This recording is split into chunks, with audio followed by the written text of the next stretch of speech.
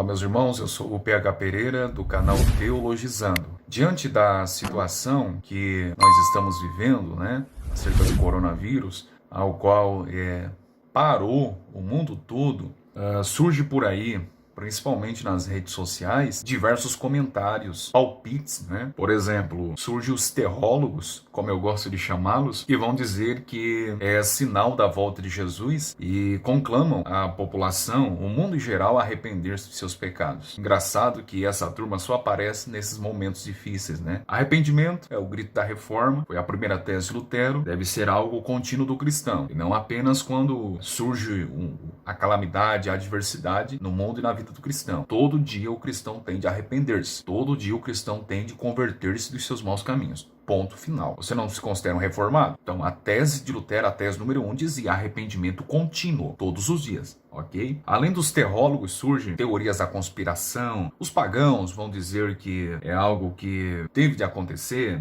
Você sabe o argumento dos pagãos, algo do acaso. Enfim, eu sou da linha que entendo que isto é o juízo de Deus sobre o mundo. Ah, mas o juízo de Deus é porque é fruto de algum pecado específico, particular da humanidade? Não. Ah, Deus está destruindo uma nação, Como, por exemplo, nós já conhecemos, de lugares onde foram destruídos por tsunamis. Ah, porque lá a idolatria era tamanha, porque o homossexualismo imperava. Então, por isso que Deus traz juízo e destruição. É por causa disso? Necessariamente não. O que vocês têm que colocar na cabeça de vocês é que o mundo, desde o início, já está em guerra, já está em rebelião contra o Criador. Ponto final. O fato de alguém nascer hoje, um bebezinho nascer hoje, já é alguém em rebelião contra o Criador. Então, não é algo que ele vai fazer para Deus puni-lo, para Deus trazer juízo sobre ele. Para Deus trazer juízo, basta nascer. É isso que a Bíblia apresenta. Toda a humanidade está caída, está corrompida pelo pecado. O pecado de Adão é imputado a todos os seres humanos sem exceção,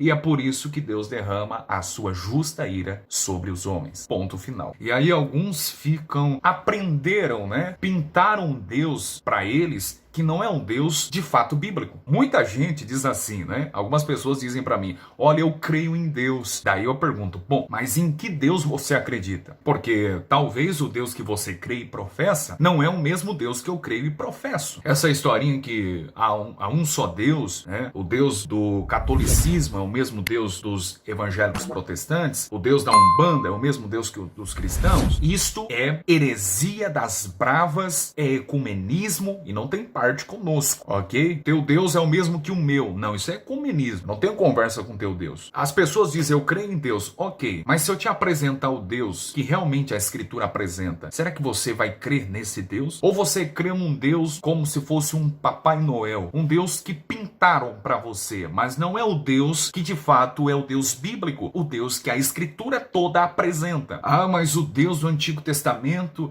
era... Eu já ouvi, inclusive no contexto da minha família. Olha, o Deus do Antigo Testamento era um Deus mau.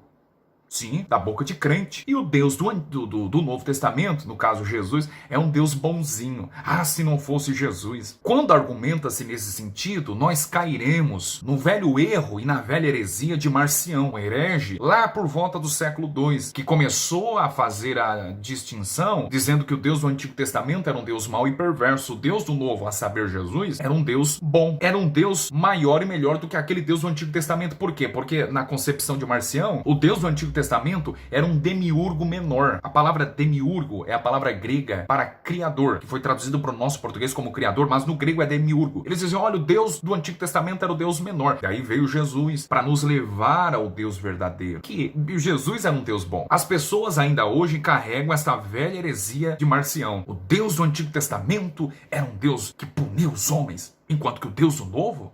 Não. Vem cá. Quem é que disse no Novo Testamento, antes que Abraão existisse, eu sou? Jesus. E quem é que disse no Antigo Testamento para Moisés? Você vai falar com Faraó, Moisés, Êxodo 3, e vai dizer, o eu sou o que sou me enviou a voz. Ora, quem é que disse no Novo Testamento, eu sou a luz do mundo? Jesus. Quem é que disse no Antigo Testamento? Alguém disse no Antigo Testamento, referindo-se para Deus, no Salmo 27, dizendo assim, o Senhor é minha luz. Davi Davi se refere a Deus, lá no Antigo Testamento, como luz. Quem é que disse no Novo Testamento, eu sou o bom pastor e o bom pastor dá vida pelas suas ovelhas? Jesus, o Deus bom. E quem é que no Antigo Testamento diz assim, Davi diz, né? Salmos 23, o Senhor é o meu pastor. Ele está se referindo a quem? A Deus, o Criador. Percebe? Se você fazer essa distinção, você vai cair no velho erro, ou melhor, na heresia blasfema de Marcião. Percebe que não é essa diferenciação como fazem? É que apresentaram Deus para vocês, que não é o Deus que a Escritura apresenta. O Deus do Antigo Testamento é um Deus que mata. Ele matou os primogênitos no Egito. Ele matou as criancinhas e os bebês, velhos também, no contexto do dilúvio. Ele matou criancinhas, mulheres, velhos, na matança cananita. Ah, eu não aceito. Problema seu. Gostando ou não, aceitando ou não, a Escritura vai continuar sendo Escritura, Deus vai continuar sendo Deus, a Bíblia vai continuar sendo a verdade, e você morra na sua arrogância, na sua ignorância, na sua não aceitação pela verdade. É um problema seu, meu amigo. Não é meu. Você vai ter que conviver com isso pro resto da vida. Pare de fazer essa diferenciação. Esse é o Deus bíblico. Nós amamos aquelas passagens, meus irmãos, onde o salmista diz, por exemplo, lá nos Salmos, que Deus faz da mulher estéril dar à luz e luz a muitos filhos. Olha que passagem bonitinha. Cantamos, oramos com esta passagem, né? Olha, Deus abre a madre das mulheres estéreis. Mas nós odiamos as passagens que dizem. Por exemplo, em 1 Samuel 1, quando diz assim, o Senhor, olha, foi o Senhor, não foi o diabo. O Senhor cerrou a madre de Ana. Ponto final. Percebe? Nós amamos o Deus das bênçãos, mas odiamos o Deus que traz juízo, que traz a dificuldade para os homens. Percebe? Nós amamos o Deus que abre os olhos do cego Bartimeu, que abre os olhos do cego no tanque de Siloé. Mas odiamos o Deus que diz para Moisés em Êxodo 3, olha, quem é que fez a boca do homem? Quem é que fez o surdo, o mudo? Ou quem fez os olhos do homem que vê? Como aquele que não vê. Quem é que fez? Deus. Nós odiamos essas passagens. Nós amamos as passagens, meus irmãos, que diz assim, Deus é amor. Mas odiamos, repudiamos as passagens que diz Hebreus 12, Deus é um fogo consumidor. Nós queremos abraçar o Deus que é o Papai Noel, um Deus criado pela cabeça dos homens, que não é o Deus bíblico, é um Deus que pune o pecado, pune o pecador. E isto ele faz com sua justiça, não há injustiça da parte dele. Esse coronavírus, desde o início eu já vinha dizendo, o que é isso, PH? Bom, eu não tenho outra resposta a não ser dizer, é sinal do juízo de Deus sobre a humanidade.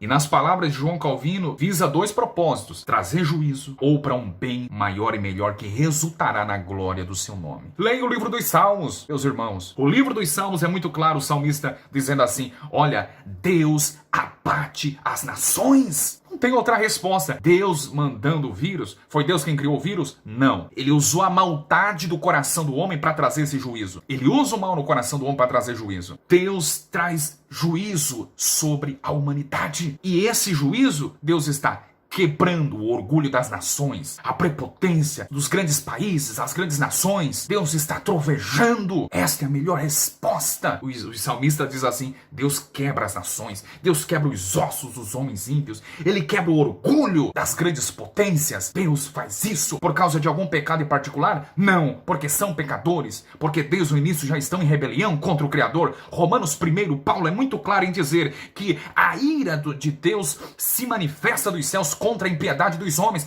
Deus usa a natureza para trovejar sua justa ira sobre os homens. Abraço, meus irmãos.